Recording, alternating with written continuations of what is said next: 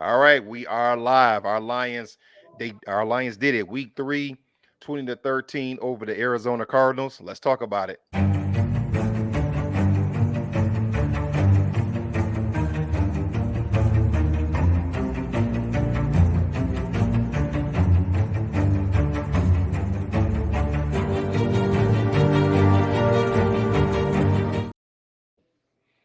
All right, son. 2-1 in what I call a must-win game. Our Lions pull out the victory 20-13 in Arizona over the Cardinals. The place was full of the One Pride Nation. It looked like about 30 to 40% of Arizona Stadium was full of Lions fans traveling. What were your thoughts on the game? I thought it was a very good game. I'm just doing some quick math. So 16. So yeah, I thought it was a very good game. Excuse me for that. I thought it was going to be more high scoring, and I don't mean I'm saying that from a fan's perspective. It really does not matter reality what the score of the game is when you're like like a hard. I don't know what the word would be, but like the players don't care what they could be 3-6, and they would just be happy that they won the Exactly. game.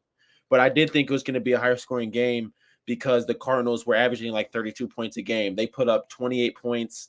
They put up 28 points against the Bills and barely lost to them. And then they smoked the Rams. So really, I thought it was actually going to be a shootout, kind of, to be honest. But the NFL, it's the NFL, so things always Right. go different. I thought the defense played the best I've seen them play. Honestly, this is the best I've seen the defense play ever. Actually, like I don't mean ever in my life. I just mean like this new era of like team. I mean like Terry Arnold and Brian Branch and them Yes. as a collective. This is the best I've seen the defense play. I thought they were lights out for the most part. The only, but we'll just move on. I know we'll talk about the defense more. I was just gonna say Marvin Harrison was really and the Wilson guy was really the only people that they could depend on. So everything else was pretty much shut down. Right. Right. Okay. I'm with you on that. I figure we can go through. I was trying to find Coach Dan Campbell, but in the meantime, we can let's check out some of these highlights. Kirby Joseph on INT. Oh wow, okay, I was eating. Wait, that was clutch. Yeah. Yes. Pulling on the field is an interception by the defense. First down, Detroit. Timeout. Yeah. Let me get the little celebration going. Okay.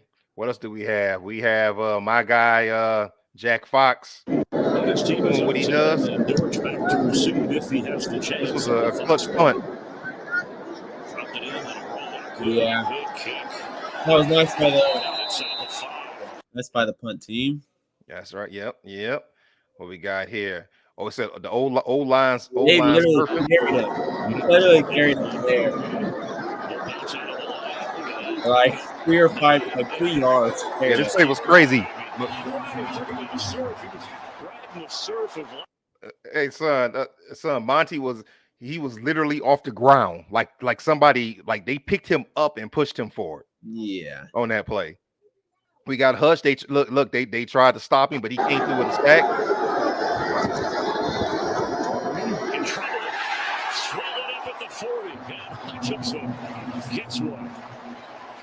All right. Well, the old spin move. Pretty good, pretty good.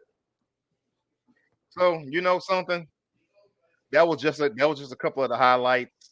Just a little. Sorry about that. That's just a couple of the highlights, a little bit of what went on in the game. Now you and I will get into the game. Let's get these stats up on the screen. All right. Let's let's start. You know what? Let's start with the offense. Let's start with the offense. All right, son. Looking at the stats, Jared Goff. Remember when we talked last week, I said I thought it was something wrong with Jared Goff. This week, 18 for 23 for 199, 2 touchdowns, and an interception. What was your thoughts on quarterback Jared Goff? Um. oh, Sorry. Oh, sorry. Can you hear that music? I can hear it. Yeah, it's not that bad, but I can hear Yeah, it. sorry about that. Okay. Yeah, it's just my roommates. But so honestly, I listen, guys. I'm not trying to be a Jared Goff hater, dude. I swear, I did not think he did that good. I Okay. know. I think he's a game manager, and that's all he'll ever be. and there's nothing he can do to prove it wrong. Guys, literally, Jameson Williams was wide open on. I don't care, bro. You have to hit that shot. Aaron Rodgers would hit that. Do you know what play I'm talking about? He was double covered, but he did have the speed to get open, and Jared Goff just overthrew him. It was a bad pass, and he overthrew him. On a 3rd and 6, Jared Goff had we have this new wide receiver. His last name is Patrick, I think, number 17. Patrick. He was wide open on a curl. Dude, throw the ball to him. Instead, he threw a check down to somebody else. On 3rd and 12, Jared Goff somehow throws a crazy interception that luckily gets called back because of delay or game or something else. Then again, on like 2nd down or something, he forces a interception on a curl or on a hitch route to a defensive end. I don't know if you saw that. No, Jared Goff is a game manager, and we're not going to make it to the Super Bowl unless he steps up. He's going to have to ball out. Don't let the stats fool you. He did not play that good today. Like, that actually makes me so mad. Like, he has to step up. I'm with you on that. You know, I honestly, I'm with you on that. You know, Jared Goff has to step up. You and I were talking the other day, and I told you that in my lifetime, I have seen game managing quarterbacks, but those quarterbacks I'm talking about, they had dog defenses. Yeah. And that's what got them through. Our defense is actually stepping up, but we're going to have Jared Goff's going to have to play better. I mean, the interceptions that he throws, they're terrible interceptions. Listen, when you throw the ball and it's a tip or it bounces off the wide receiver's helmet or chest or something, that just kind of is what it is. But it's just when you see the quarterback looking down the defender and he throws the interception, you know, I want to say definitely by the way the game started, son, he started out like 9 for 9. Yeah. He looked like he was about to have a great game. But then, like you said, he does things like that. He misses wide open receivers. And in order for us to make that Super Bowl run, he's going to have to knock that out. Yeah. I mean, because it's like, unless, I mean, like, we're not college. I mean, unless it does just work, we can play Smash Mouth football the whole season. I don't know if that'll work. But like you said, that'll probably depend on the defense. Well, let me tell you something. John Elway is one of the greatest quarterbacks that ever did it. And when he started to retire in 1998, he was going to retire. But because the Broncos had such a good defense and they had Terrell Davis running the ball, that's how they won the Super Bowl. That's what made him come back on one more year. He's like, you know what? With this kid running the ball, I think we can actually make a Super Bowl run. We can make it with Smash Mouth football, offensive line, Gibbs and Montgomery. We can definitely make a Super Bowl run with that. But still, there's going to be times that you have to pass the ball, and Jared Goff has to do a better job. Yeah. Let's speaking of the running backs, let's talk about the running game. 187 yards, 105 for Montgomery, 83 for Gibbs. A touchdown between them. What was your thoughts on the running game today? Running game and offensive line. Yeah, the offensive line was amazing. And people kept getting hurt, and people just keep stepping up on the offensive line. David Montgomery's not. He's basically saying, dude, I don't know what you guys think. I'm not a number 2 back. Me and this dude are going to be splitting carries because I'm too good. So David Montgomery is that guy. And I'm liking the thunder and lightning dynamic that they have going on. I don't really see him slowing down. I mean, he just runs hard. He runs hard. Like, he just runs extremely hard. And then we already know Jahmyr Gibbs is we already know he's really good. I don't know. I want to see him more in the receiving game if they're gonna. I mean, really, he got decent carries, but if they're gonna give Montgomery 8 more carries, let's see Gibbs in the receiving game some more. I would agree. I'm right there with you. I have nothing different to say than what you had there. Let's look at our wide receivers. 18 receptions, 7 for Amon St. Brown. Laporta, he got hurt earlier in the game. Brock Wright did pretty good, but I thought that Tim Patrick would have about 3 receptions this game. He was only targeted once. And then James Williams targeted 3 times, 1 for 9 yards. It seems like that's what the passing game is going to be this season. It's either going to be Williams is going to be cooking or Brown is going to be cooking, but not both of them at the same time. Do you put that on the play calling, the offense, or Jared Goff?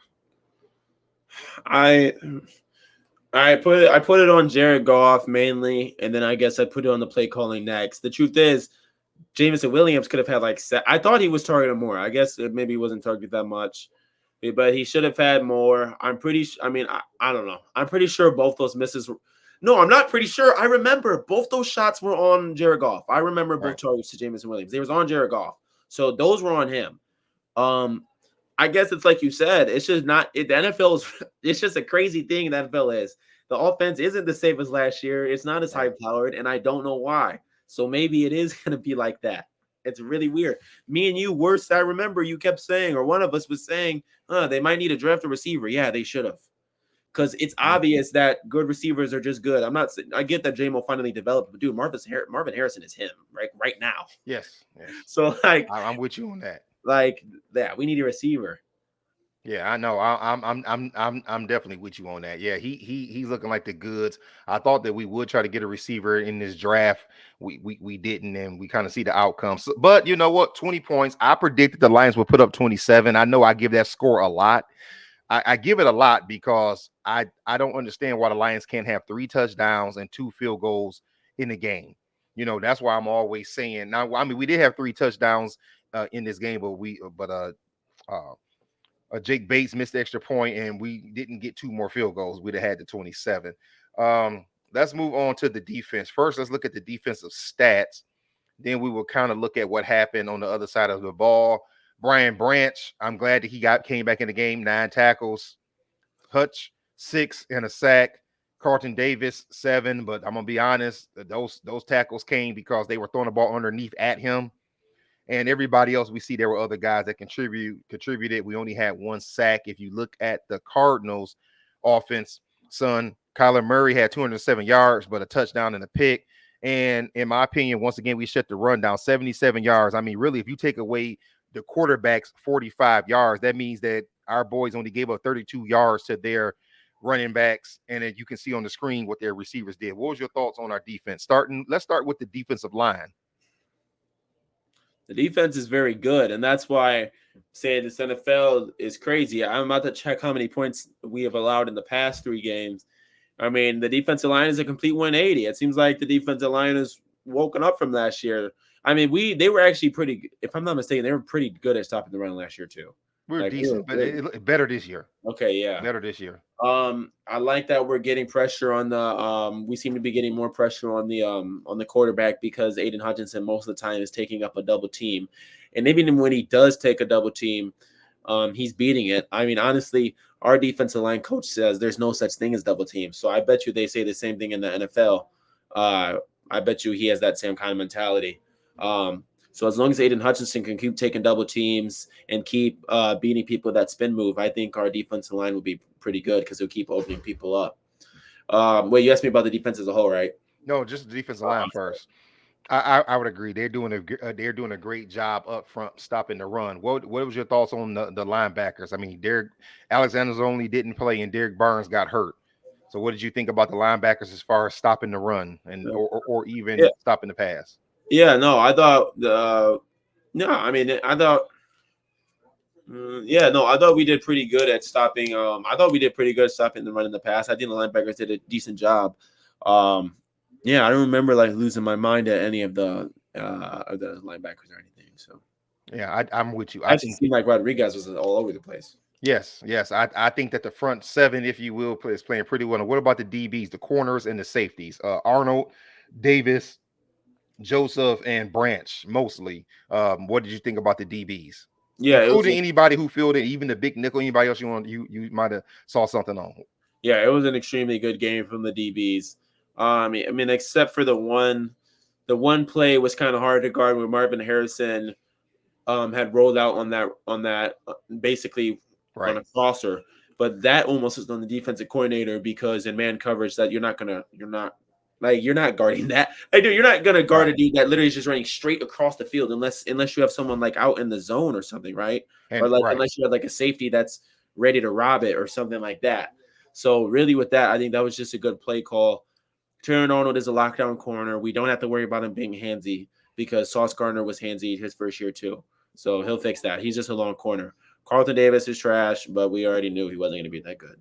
So hopefully Emmanuel Mosley comes back. Man, I'm gonna be honest with you. I've been expecting more for Carlton Davis, to be honest. When we traded for him, I was excited. I was like, oh, good. That we literally took the Buccaneers' #1 corner and brought him over here. And I don't know if Carlton Davis, son, to be honest, I'm kind of with you. That touchdown that Harrison Jr. caught, it was on Davis, but it was really like a crossing route cross, and they kind of made him cross right in front of the branch. There was no safety over top. It's going to be hard to cover that, especially when the receiver gets off and he's going pretty much full speed.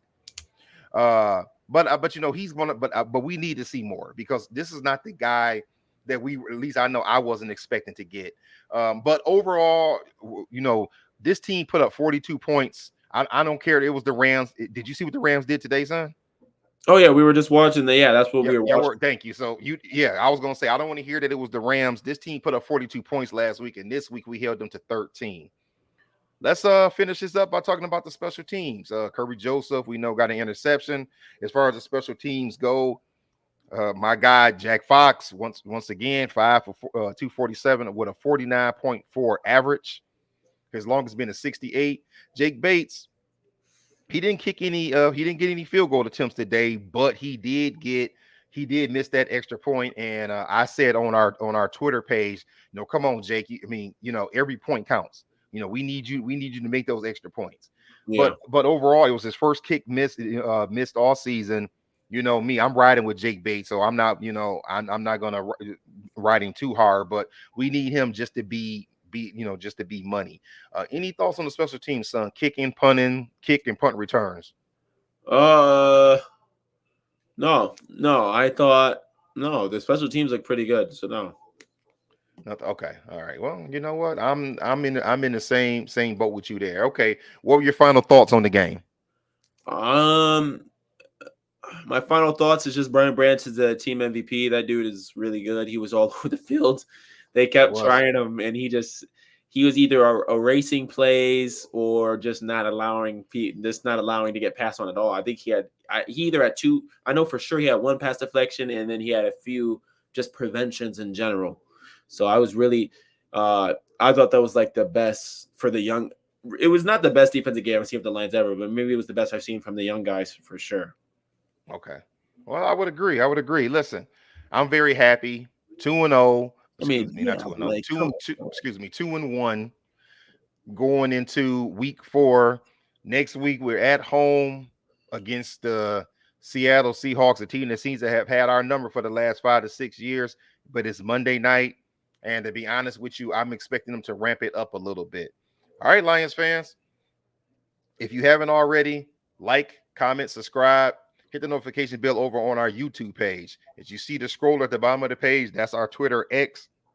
I was on there doing a few tweets or whatever they want to call it now during the game. And over there on TikTok, it's right there on the screen. Go over there and follow us. My son, he does most of the TikTok stuff over there. Pretty much, Lions fans, 20-13. We did it in what we thought was a must-win game.